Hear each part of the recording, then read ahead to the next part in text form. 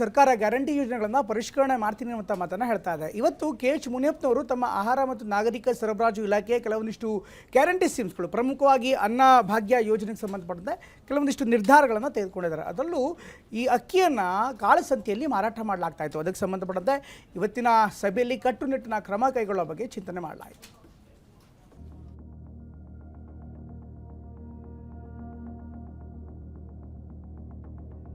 ಪಡಿತರ ಅಕ್ಕಿ ಕಳ್ಳತನನ ಯಾವುದೇ ರೀತಿ ನಿಲ್ಲಿಸಲೇಬೇಕು ಅನ್ನೋದು ನಮ್ಮ ಆಶಯ. ಇಲ್ಲಿವರೆಗೂ ಆ ಪ್ರಕರಣಗಳೇ 1493 ಪ್ರಕರಣಗಳು ದಾಖಲೆ ಮಾಡಿ ಸುಮಾರು 50 ಕೋಟಿ ರೂಪಾಯಿ ನಾವು ವಶಪಡಿಸಿಕೊಂಡಿದ್ದೀವಿ.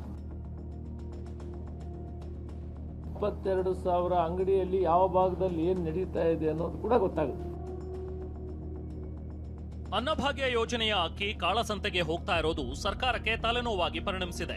ಅಕ್ಕಿ ಕಳ್ಳ ಸಾಗಣೆ ತಡೆಯಲು ಹಲವು ಕ್ರಮ ಕೈಗೊಂಡಿದ್ರೂ ಕಾಳಸಂತೆ ಜಾಲ ಇನ್ನೂ ಸಕ್ರಿಯವಾಗಿಯೇ ಇದೆ. ಇದೇ ಕಾರಣಕ್ಕೆ ಇಂದು ಗ್ಯಾರಂಟಿ ಯೋಜನೆಗಳ ಪ್ರಗತಿ ಪರಿಶೀಲನಾ ಸಭೆಯಲ್ಲಿ ಅಕ್ಕಿ ಕಳ್ಳ ಸಾಗಣೆ ನಿಯಂತ್ರಣವೇ ಪ್ರಮುಖ ಚರ್ಚೆಯ ವಿಷಯವಾಯಿತು. ಪಡಿತರ ಅಕ್ಕಿ ಸಾಗಾಣಿಕೆ ಆಗ್ತಾ ಇರೋದು ನಾವು ಎಷ್ಟೇ ಪ್ರಯತ್ನ ಮಾಡಿದ್ರು ನಾವು ನೋಡ್ತಾನೆ ಇದ್ದೀವಿ, ಲಾರಿಗಟ್ಟಲೆ ಹೋಗ್ತಾ ಇದೆ ಅನ್ನೋದು ಇದಕ್ಕೊಂದು ಎಲ್ಲರ ಮನಸ್ಸಿನಲ್ಲಿ ಇರ್ತಕ್ಕಂಥದ್ದು ಏನಪ್ಪ ಅಂತ ಹೇಳಿದ್ರೆ, ಇಡೀ ಕರ್ನಾಟಕದಲ್ಲಿ, ಉತ್ತರ ಕರ್ನಾಟಕದಲ್ಲಿ ಅಕ್ಕಿ ಉಪಯೋಗಿಸುವಂಥ ಜನ ಕಡಿಮೆ, ಅವ್ರಿಗೆ ಬೇರೆ ಧಾನ್ಯ ಜೋಳ ಕೊಡಬೇಕು, ಆ ದೃಷ್ಟಿಯಲ್ಲಿ ಉಳಿತಾ ಇದೆ ಅನ್ನೋದು ಒಂದಾದರೆ ಆ ಕಳ್ಳತನನ ಯಾವುದೇ ರೀತಿ ನಿಲ್ಲಿಸಲೇಬೇಕು ಅನ್ನೋದು ನಮ್ಮ ಆಶಯ.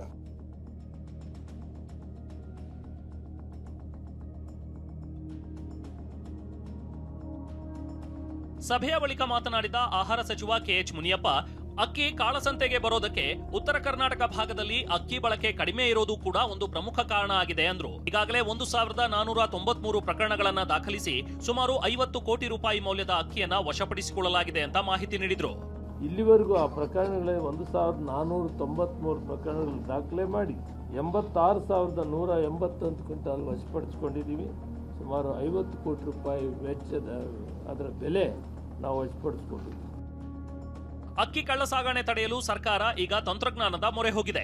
ನ್ಯಾಯಬೆಲೆ ಅಂಗಡಿಗಳಲ್ಲಿ ತೂಕದ ಮೋಸ ತಪ್ಪಿಸಲು ಸಿಸಿಟಿವಿ ಅಳವಡಿಕೆ, ಕಮಾಂಡ್ ಸೆಂಟರ್ ಮೂಲಕ ಅನ್ನಭಾಗ್ಯ ಅಕ್ಕಿ ಸಾಗಿಸುವ ಲಾರಿಗಳ ರಿಯಲ್ ಟೈಮಿಂಗ್ ಮಾನಿಟರಿಂಗ್, ಯಾವ ಲಾರಿ ಅಂಗಡಿಗೆ ಹೋಗ್ತಾ ಇದೆ, ಮಧ್ಯದಲ್ಲಿ ಮಾರ್ಗ ಬದಲಿಸ್ತಾ ಇದೆಯೇ ಎನ್ನುವುದನ್ನು ಪರಿಶೀಲಿಸುವ ವ್ಯವಸ್ಥೆ ಜಾರಿಯಾಗಲಿದೆ.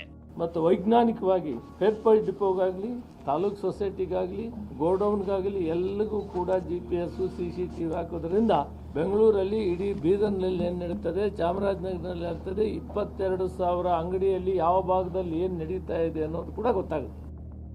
ಇದೇ ವೇಳೆ ಕಾಂಗ್ರೆಸ್ ಸರ್ಕಾರದ ಮತ್ತೊಂದು ಮಹತ್ವದ ಭರವಸೆಯಾಗಿರುವ ಇಂದಿರಾ ಕಿಟ್ ಯೋಜನೆಯು ಅಂತಿಮ ಹಂತ ತಲುಪಿದೆ. ಟೆಂಡರ್ ಪ್ರಕ್ರಿಯೆ ಮುಕ್ತಾಯದ ಹಂತದಲ್ಲಿದ್ದು ಮುಂದಿನ 2-3 ತಿಂಗಳೊಳಗೆ ಕಿಟ್ ವಿತರಣೆ ಆರಂಭವಾಗಲಿದೆ ಅಂತ ಸಚಿವರು ಹೇಳಿದ್ರು. ಈ ಕಿಟ್ಗಳಿಂದ ಜನರಿಗೆ ಪೌಷ್ಟಿಕ ಆಹಾರ ತಲುಪಲಿದೆ ಎಂಬ ವಿಶ್ವಾಸವನ್ನು ವ್ಯಕ್ತಪಡಿಸಿದ್ರು.